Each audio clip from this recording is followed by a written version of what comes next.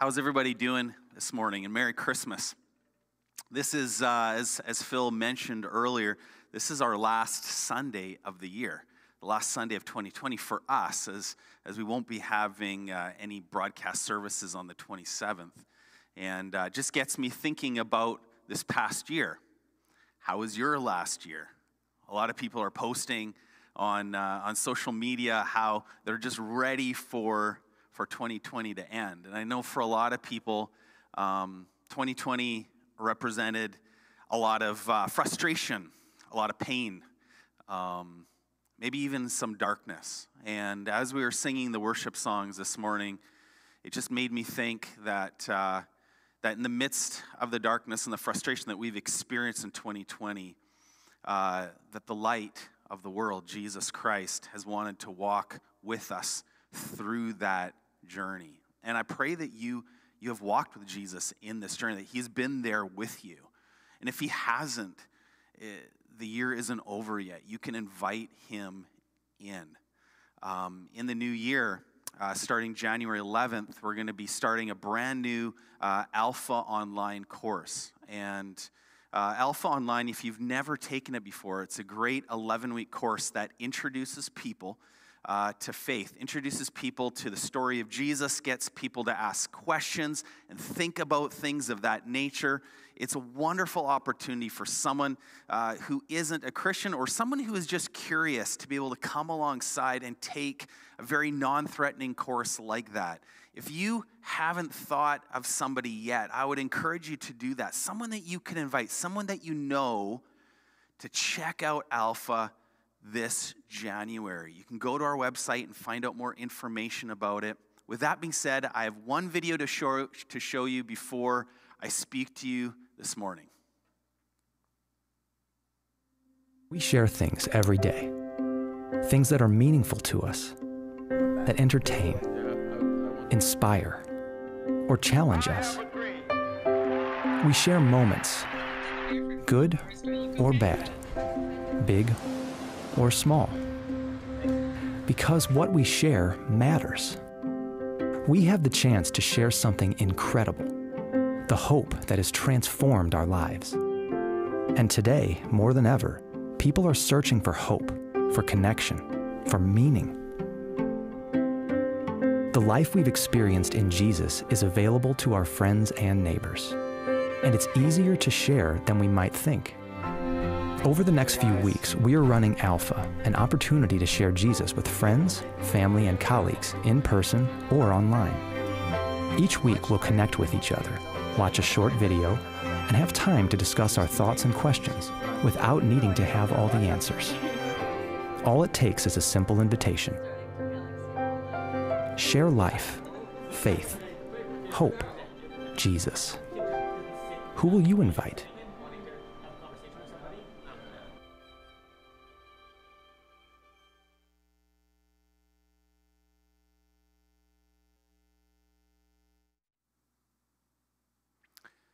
So what are you doing this Christmas? How have you been spending your time? Have you been playing a lot of movies, getting let Netflix? I know for a lot of people during the Christmas season, one of the things they do is they get out all the old Christmas movies and start watching them. Some people are really, really nostalgic and they watch the same Christmas movies every single year. Which are the Christmas movies that you watch? When I think of the Christmas story, it's interesting. You know, some movies, some of the movies that actually I'm attracted to or I've watched in the past that appeal to me are movies where it'll show multiple timelines at once. And when you start the movie, you're maybe watching different people and their lives, and at the beginning you're a little bit wondering, how does this all connect? How do they relate to one another? And as the movie progresses, you'll notice how their stories will merge together. And it becomes all these different people who have different stories eventually have one story that is together. And when I think of the Christmas story, I think of just that. When we look at the stories that are talked about in the New Testament, the stories of Jesus' birth specifically, We have Matthew, Mark, Luke, and John. And each one of them takes a different tact when they describe the Christmas story. In fact, each one of them are so different that some critics have looked at the Christmas story, looked at what's written in the Bible, and they've questioned, is it reliable? They've said the way they describe the story, they're all so different that are they making it up? They're saying that maybe it's even contradictory to a certain extent. But when you look at the stories closer, I believe they're not contradictory, but they show different viewpoints of the same story. It starts with Mark. Mark is probably the first one who wrote down the story of Jesus. And when he wrote it down, he jumped right into Jesus' adult life. He talks about John the Baptist, and then right away into Jesus' adult ministry.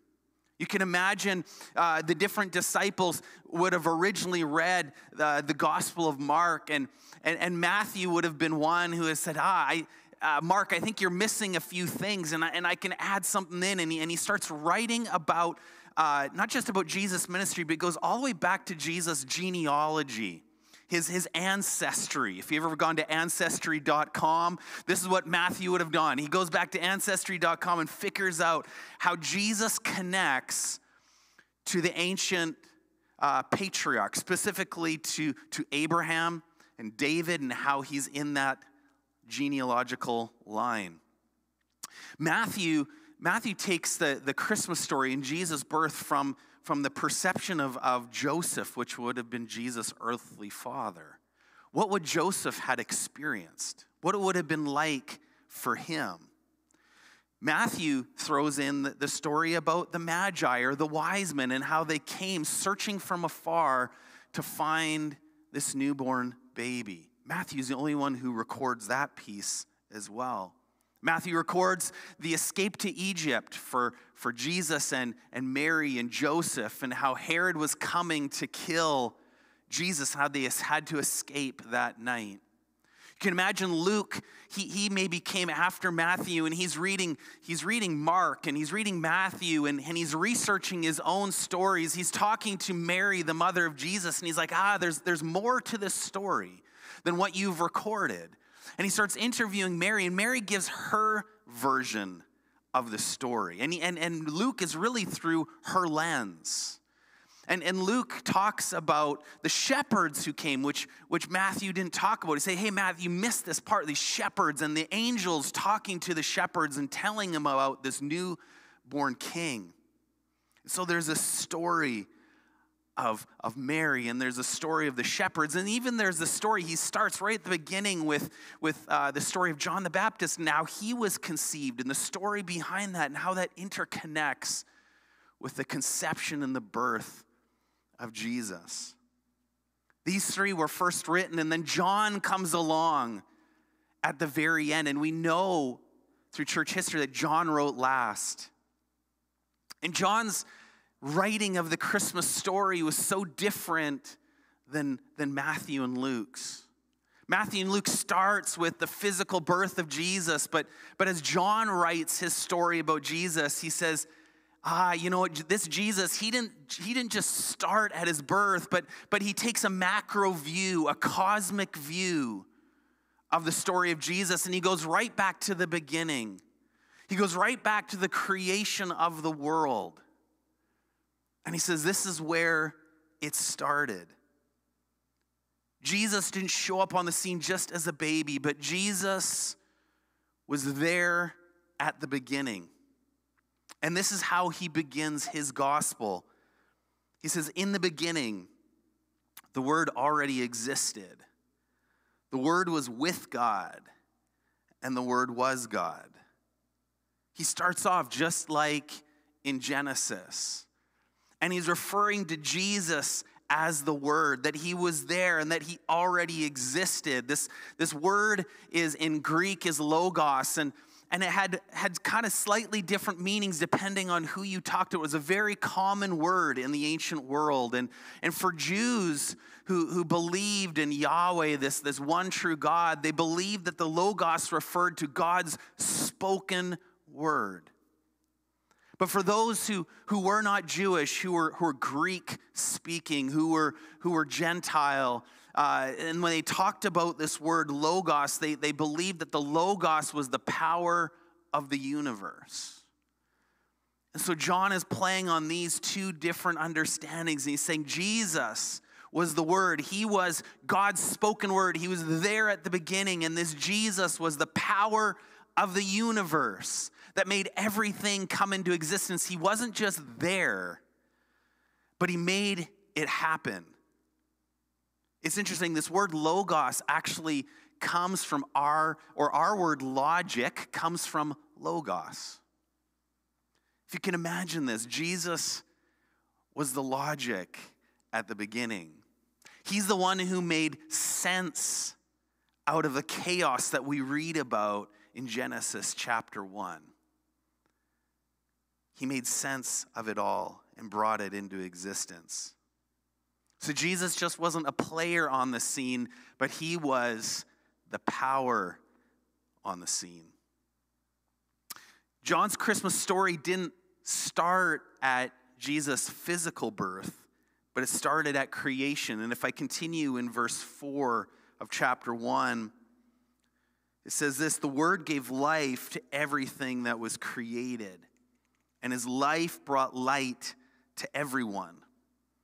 The light shines in the darkness, and the darkness can never extinguish it.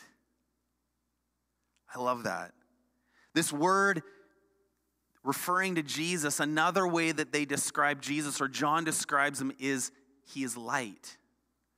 He is a light that brings life to everyone and everything. This light is so bright that it shines in the darkness and it can never be extinguished. Can never be extinguished. Most lights that we encounter, that we deal with on a regular daily basis, can be extinguished. They can be turned out. You can flip the switch or blow out the candle or whatever it is and it's extinguished. But John makes a point and he says that this light, Jesus Christ, is such a powerful light that it is never extinguished. It was there at the beginning and it will be there forever. Talking about movies, one of the movies that's really, really popular since the 80s at Christmas time is National Lampoon's Christmas Vacation. And I'm sure a lot of you have watched that movie. For a lot of people, it's maybe their favorite. It's a little bit of a crude movie, but there's a lot of hilariousness to it. And one of the parts of the movie is Clark Griswold, who's the main character of the story. He has this idea that he's going to light up his house, and he's going to put every single outdoor light that he can imagine. He's going to staple it to his house. And so he hauls out all these lights. Now, these aren't LED lights that we have, in the 21st century. This was filmed in 1989, so it's all incandescent lights. And he takes out all these strings of lights, and he's got his ladder, and he's got his stapler, and he's putting strings of lights all over the house. In fact, the house is completely covered in these white incandescent lights, all the way from the roof. I mean, he's stapling it onto the roof all the way to the bottom. And he gets to the very end, and he has all these extension cords coming up, and he's finally going to plug it in, and he plugs it in, and there's nothing. There's no light, there's nothing. And he's frustrated with that. And there's a story that you see in the movie of him trying to figure out what it is. When he finally does figure it out between him and his wife, and they plug it in and the house lights up, it's so bright that the neighbors are blinded by it, and there's accidents happening nearby. And it's so bright that in the city of Chicago, where this story is set, half the city is browned out because he's receiving so much electricity to light up his house. When I watch this story, I think it reminds me that for every single one of us, whether we realize it or not, we're all trying to plug into some sort of power source. Clark was trying to plug into a power source. He was having a hard time figuring it out. And every single one of us were a little bit like Clark. We're trying to figure out where our power is coming from. We're trying to figure out where our light is going to come from. And we're trying to plug into all sorts of different sources. But in reality, no matter what you're plugging into, it's not giving you the light that you need. You can be a Christian and believe in Jesus, and you're still plugging into the wrong power sources. You're still trying to get your life or your light from the wrong places. There's no power there. There's no light there. You're just getting a trickle of electricity. Sometimes our power sources in reality, the things that we're trying to get life from, sometimes those power sources are very me-based. It's something that's going to give me a sense of happiness, maybe a little bit of fulfillment, maybe a little bit of joy, but it's very, very me-based. It's very selfish in how I receive that light or that life, and it affects people negatively. If you zoom out and watch this story of Clark Griswold and putting lights up all over his house, he's trying to create this Christmas spirit for his family, but in reality, it's very, very selfish. He doesn't care how it affects the neighbors, the fact that it's going to blind them to death. He doesn't care about whether or not he browns out the rest of the city with his crazy light display, as long as he gets his. As long as he's happy, as long as his family's happy, he's not really concerned about anybody else. It seems like he has a Christmas spirit, but in reality, it was very me-centered. And at Christmas time, this can represent our lives, if we're truly honest. We're all trying to get our Christmas. We're all trying to get what we want to make it happy for ourselves. We don't care whether or not it browns out the rest of the city, whether it blinds our neighbors or whatever that may be, as long as we get ours. It's very different from the light of the world that John describes. This light of the world that John describes in his gospel isn't me-centered, but it's so outward-centered. And the life of Jesus was so outward-centered. It wasn't something that you receive for yourself and no one else can get, but it was something that it cannot be extinguished. You receive the light and you pass on the light, and that light is for everybody, not just for yourself. It affects other people in a very positive way. When I think about Gateway's Christmas Giving Project, we're doing a giving project for the mustard seed, and we're doing a giving project for people in Yemen, people that we're never going to come in contact with. But it's people that we can shed a little bit of light of the love of Jesus in their lives. It's not about making our Christmas better, but it's about sharing the light of Jesus with others. This idea of light actually didn't come from John.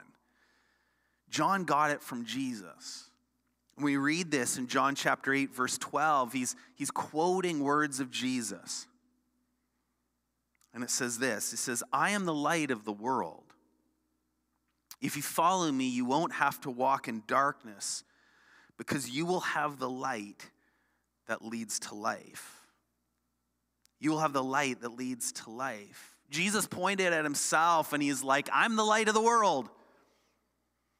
If Jesus is not the light of the world, that sounds pretty arrogant. But he points to himself and he's like, if you draw closer to me, you draw closer to the light, you won't have to walk in darkness. If you walk closer to the light, you can step out of the shadows. You can step out of the darkness that you are experiencing. And even in the midst of what we look at in the world today that seems kind of dark, if we step closer to the light of Jesus, I believe that it pushes out the darkness. We all recognize that light leads to life. We all recognize that. We're in the darkest times of the year right now. I've mentioned my family before. It feels like it's getting dark at like 3:30 in the afternoon. And it's at this time of year at Christmas that we do our best, and we string up all sorts of lights all over our houses. Why do we do that? What is it about light on our Christmas trees, on our houses, that we're just so attracted to? You can hop in your car and maybe you can find out through the newspaper or on the internet where different people have really cool light displays, and we just want to drive around and see the light in the darkness. And there's something about that just brings life to us. In fact, in the wintertime, it's here in Kamloops, it's brown outside, but oftentimes at this time of year, it's white, and the snow comes down. As much as we hate shoveling it out of our driveways, there's something special about the brightness that snow brings. During the daytime, the light from the sun shines off of this snow, and it just makes everything look brighter. At night, when our Christmas lights come on, it kind of reflects off of this snow, and it looks brighter and looks more beautiful, and it brings life. When we think about the light, we all look forward to summer. We all look forward to June and July and August, where the sun is closest to the earth, at least for us in the northern hemisphere. And the days are longer. The sun rises incredibly early, and the sun sets, and we can be outside in our shorts and our t-shirts till like 9:30, 10 o'clock at night, and it's warm. And it just brings life to us, doesn't it? We get that vitamin D, and things don't seem so dark. Even in the midst of COVID, this summer didn't seem so dark. We know that light brings life. In fact, as government officials look forward to the summer, they're expecting that COVID will slowly die off just purely due to the light and the heat that the sun brings. And it's Jesus who compares himself to that and says, I am that light. During the Roman Empire, December 25th was winter solstice. So they used a different calendar at the time of Jesus and during the Roman Empire. Today we use the Gregorian calendar. So winter solstice is actually on December 21st or 22nd. But originally is on the 25th. And winter solstice is a time when the darkest days have come, where we receive the least amount of light. And after winter solstice, the light starts breaking in. Each day, each successive day just gets a little bit brighter and a little bit brighter. And this was on December 25th, which is interesting. When we look at Jesus' birth, we actually have no idea when he was born. There's been all sorts of guesses, but in the reality, it's just a bunch of theories. We don't know when he was born. So it's a bit of a guess. So the question has been, why December 25th? Why December 20th? Why is it that we choose December 25th for his birthday? And there's been all sorts of theories. One of the theories that's out there is the fact that on December 25th, it was the winter solstice, and that was when, typically within the Roman Empire, they had their pagan celebrations. It was celebrating the winter solstice, and it was a big festival, and it was a big celebration. And when the church took over and Christianity became the official religion of the Roman Empire during Constantine's rule, they're like, that must have been when they decided, let's push out this pagan holiday and let's instead celebrate the birth of Jesus instead. That's one theory. We don't really know if that's true. There's some other thoughts as to why we celebrate on December 25th. Some people have looked back in history, and when they look at the early Christian church, some Christians believed in the early church that when they look at Jesus' death, we can more accurately look at when Jesus were to die based upon when the Passover would have been celebrated within the first century. And they figure it's about potentially March 25th. And the early church believed that Jesus' conception in Mary's womb happened on the same day that Jesus died.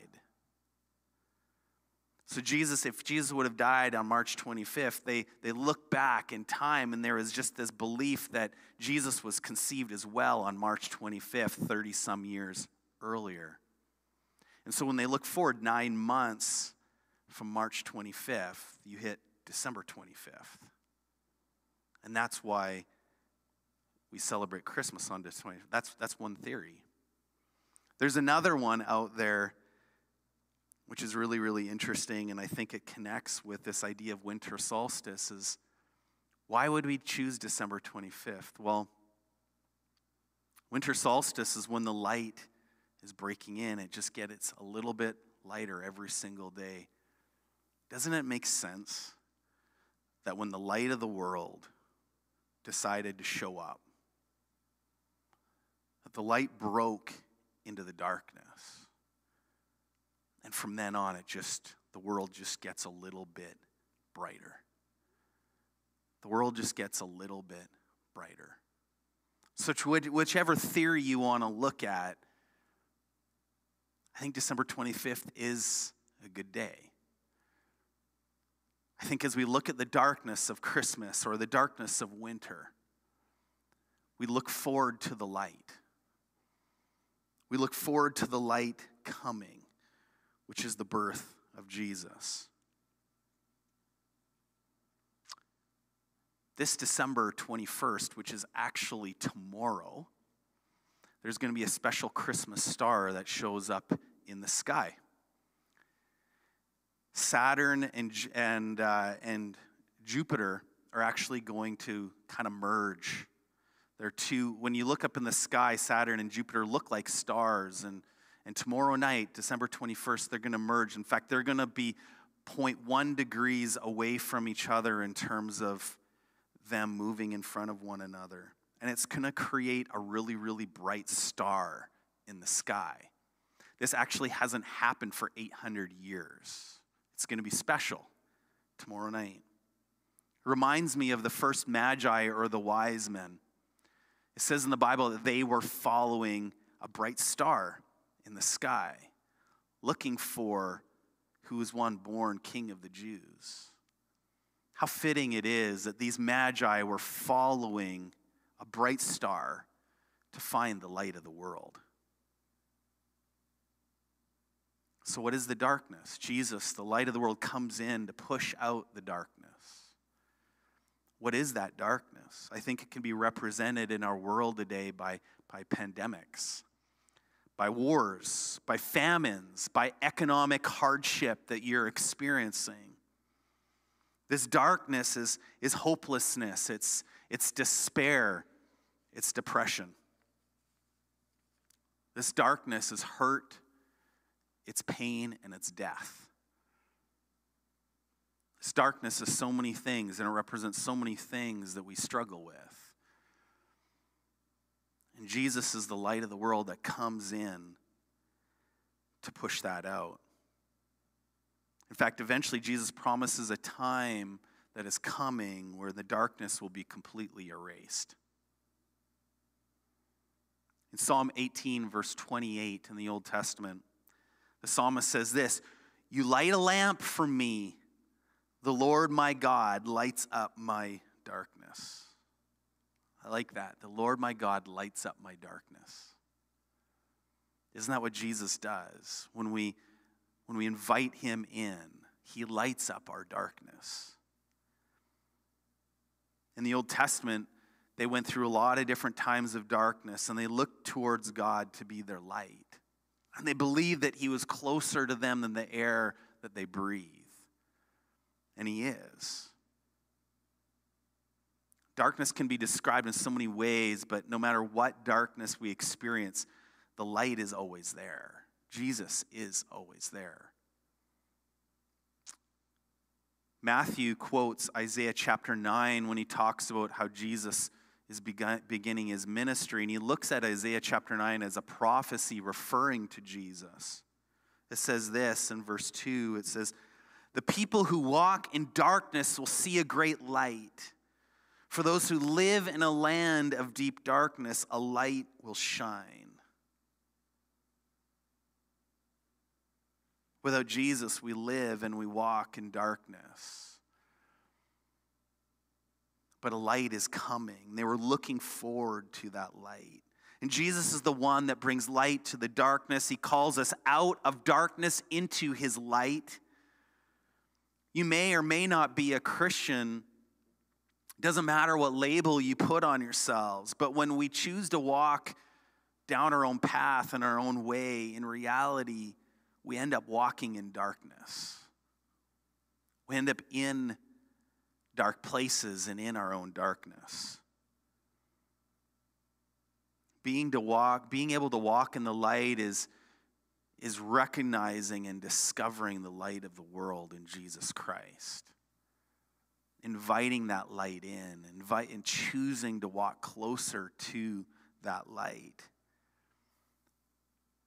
If we're all honest, doesn't matter who you are, our tendency as human beings, no matter how religious you may feel you are, our tendency is to walk away from the darkness. To walk away from the light, I should say. We all do that. We struggle with it. I struggle with it. I tend to go down my own path, and I tend to end up in darkness. And most of the times it's Jesus who's coming to me, who's drawing me. He's saying, come back to the light.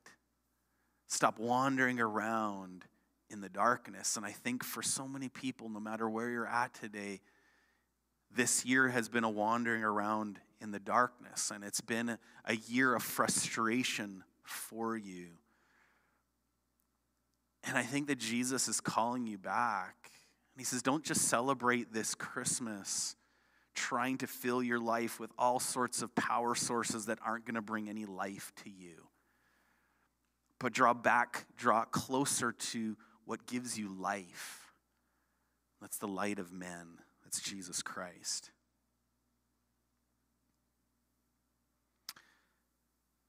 There was one that came before Jesus that John talks about.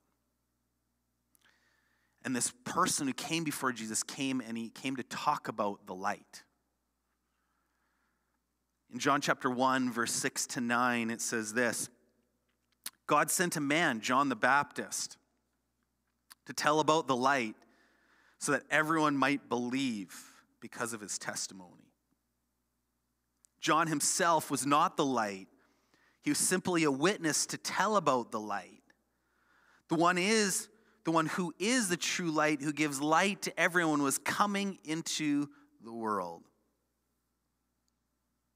Can you imagine what it would have been like to be John the Baptist?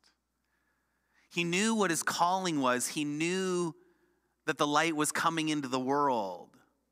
In fact, by the time Jesus was an adult, he was able to point to Jesus and says, here's the Lamb of God who takes away the sin of the world. Here's the light of the world. And he pointed everybody to it. But it was such a step of faith for John. He didn't know exactly what the light was going to look like. He didn't know exactly if Jesus... He stepped out in faith believing it was Jesus, but I think there was aspects in his mind that he had doubt of whether or not it was. But he pointed towards Jesus, and he talked about Jesus, and he talked about the light that was to come. For us in the 21st century who have all the gifts in the world to be able to read through the Gospels, we have the ability to be able to see the things that John never saw. John was able to point towards the light, but he was killed before he ever was able to witness exactly what that light looked like.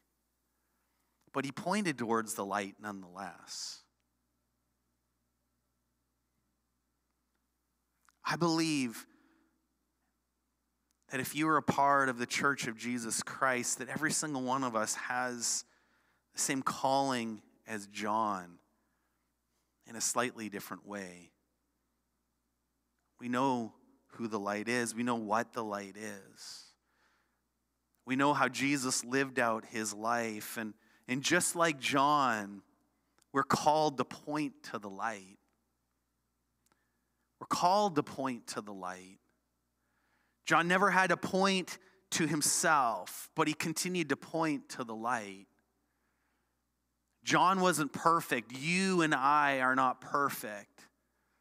But we point to the light and we invite the light into our lives. We don't just believe in the light. Believing in the light isn't good enough, but we invite the light in to transform our hearts. And as the light transforms our lives, we're able to continue to point to the light and point others to the light. At Christmas time, as I said earlier, we watch all sorts of Christmas movies. One of the things that typically characterizes most Christmas movies is that it's going to be fun. There's going to be a lot of lights. They're going to have a lot of Christmas decorations, and there's going to be some sort of problem. There's going to be some sort of problem. But we know when we watch Christmas movies that there is a solution at the end, and it's all going to be okay. In fact, if you're a fan of Hallmark Christmas movies, you can pretty much guarantee exactly what's going to happen all the way along, and you know that you're going to get your happy ending. Unfortunately, I think that at times we look at the Christmas story like it's a Hallmark movie. It almost seems too good to be true. When we watch those Hallmark Christmas movies, they make us feel good inside, but we know there's no truth to it. It's just something to pass the time and give us some warm and fuzzies. And sometimes we look at the Christmas story and there's been people that says there's no difference. There's no truth to it. It's just something that gives us warm and fuzzies at Christmas time. Is it too good to be true? I remember telling somebody years ago the story of Christmas, of Jesus' birth for the very first time, and this person listened to me recount it, and they looked at me and they said, "That's a fantastic story, but that's hard to believe." That's a fantastic story, but it's hard to believe. If that is true, it changes everything.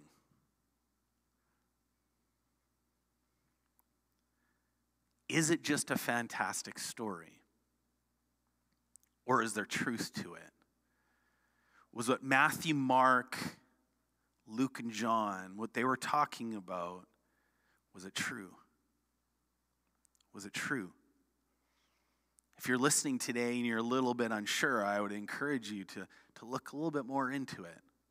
It's easy to dismiss as maybe just a fun, heartwarming movie. But I believe that Jesus was so much more than that. There's a lot of truth to this story. And it is a story that has brought life and light and change to millions of people around the world. When I think of Christmas, yeah, we have Santa, and we have decorations, and we have gifts and everything, but it all rings a little bit hollow without Jesus. Jesus is the one that brings light to our lives. And I pray that for you this Christmas as well. May Christmas be more than just a celebration and a holiday, but may it be a celebration of light. Dear Heavenly Father, I just thank you so much for Christmas. I thank you for your disciples who recorded these events down for us to read, even thousands of years later, recording the light that came into the world. God, I pray that you would reveal yourself to us this Christmas. Lord, for those who are out there who are listening today who have a hard time believing in this, I pray that a curiosity would be stirred up within their lives and they would look into it a little bit more. I pray, dear God, that that there would be those that would invite that light in, that we would invite the light of the world into our darkness. Into our darkness. And Jesus, that light would take over and it would transform our lives. Jesus, may we not forget the light in this Christmas. We invite you in. Lord, I pray that you would transform us from the inside out. You'd fill us with your joy. You'd fill us with your hope for the future. And you'd fill us with you. In Jesus' name, amen. Amen. Look forward to see you on Christmas Eve. Have an awesome Christmas and a Happy New Year.